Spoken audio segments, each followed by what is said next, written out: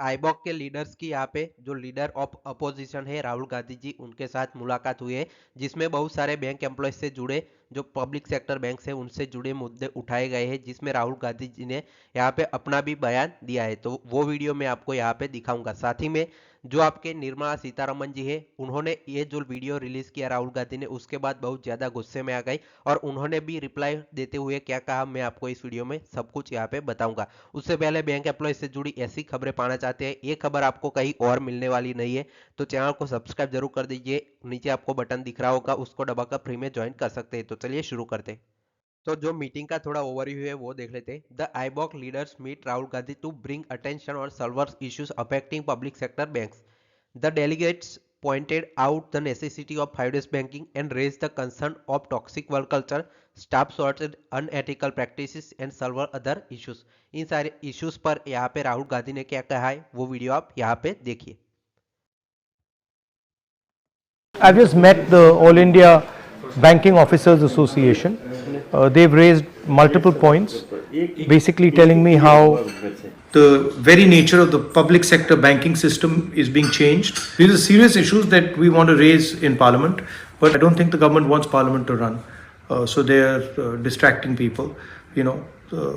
They're very disturbed with this Adani issue. My name is Balchandra, All India President of Bank Officer Confederation, All India. Our structure is, we are representing all nationalist banks as well as private sector banks. Okay. Our total membership is more than 4.5 lakhs across the country. We are a apolitical organization, but at the same time, we are facing some threats from the present so and so.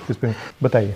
Basically, sir, we are concentrating on the issues what banking industry face in the present banking parlance. From that time, we were concentrating on the welfare of the people. But now, sir, we have a threat. We feel that banking is concentrating in the metro and urban, and the entire concept of banking has been confined to the word profit. So, in a sense, it is almost targeting the entire banking system at a very small number of people who are very wealthy. Yes, sir. The basic principle of the public sector bank to make banking accessible to people, to the masses, that is being destroyed. Yes, yes. Where is this being driven from?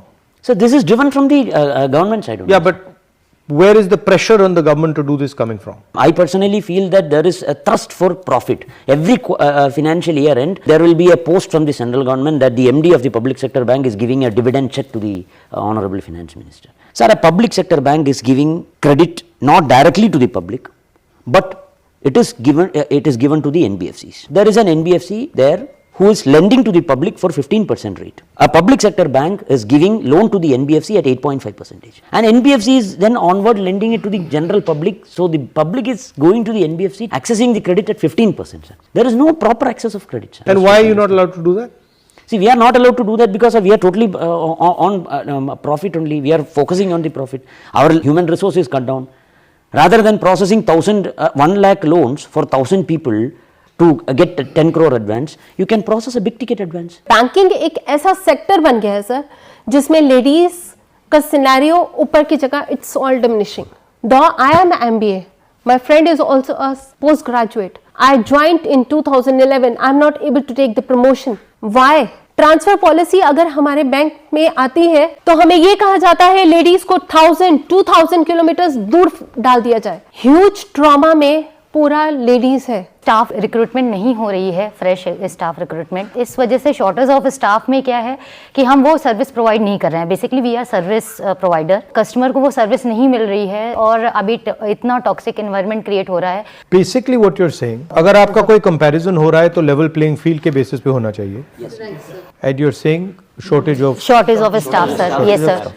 Sir third party products का, sir third party products and different ये जो भी योजनाएं government की आती हैं, that is all level playing field. Yes sir, yes, asking you for certain performance and then making you do certain other. Yes sir, okay, yes sir, I'll just sum up with a signing of statement. Sir, all these 12 points what we have raised is directly or indirectly affecting the customer service, sir. Sir, we are handling public money. When we are forced to do unethical things, unfair trade practices, why we are not able to resist? What is happening to the whistleblower policy? What is happening to the vigilance? Because the transfer and the disciplinary proceedings are being weaponized. तो आप सभी ने पूरा video देख लिया होगा। अब इसके रिप्लाई में जो निर्मला सीतारमण जी है वो कल रात को सामने आई और उन्होंने भी ट्वीट करके इसका रिप्लाई दिया है, वो देख लेते हैं। Leader of opposition LOP Rahul Gandhi pension on making baseless statement is on full display yet again. India's banking sector, especially public sector banks, have seen remarkable turnaround under PM Modi. मतलब क्या है, जो अभी राहुल गांधी ने बयान दिए वो सारे बेसलेस है और जो पब्लिक सेक्टर बैंक है उन्होंने बहुत अच्छा यहाँ पे ग्रोथ की है, वो बता रहे हैं। Didn't the people who met with the LOP tell him that the high concentration of corporate credit and indiscriminate lending during UPA tenure had resulted in significant deterioration in health of पीएसवीज।